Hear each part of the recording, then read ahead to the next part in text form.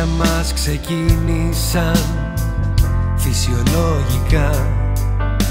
Αφήσαμε να έρθει αυτό που έχει συμβεί. Εμείς οι δυο θελήσαμε να πάμε πιο μπροστά. Τη σκέψη μας ορίζουμε, την κάνουμε φικτή.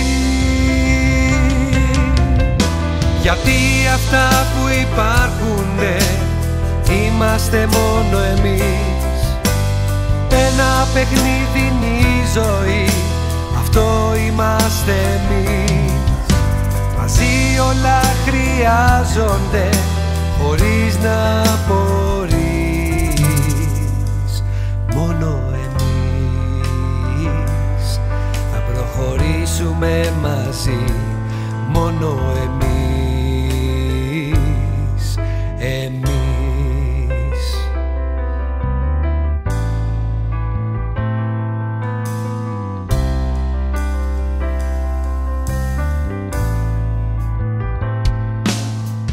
Έτσι αναγεννήθηκαν τα όνειρα για μας. Όλα μας τα βήματα μικρά μες στη ζωή.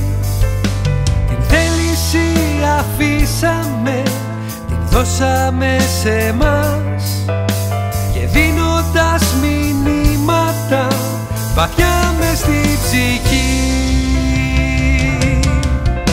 Γιατί αυτά που υπάρχουνε είμαστε μόνο εμείς. Ένα παιχνίδι είναι η ζωή, αυτό είμαστε εμείς. Μαζί όλα χρειάζονται, χωρίς να μπορείς. Μόνο εμείς θα προχωρήσουμε μαζί. Μόνο εμείς θα προχωρήσουμε μαζί. Μόνο εμείς.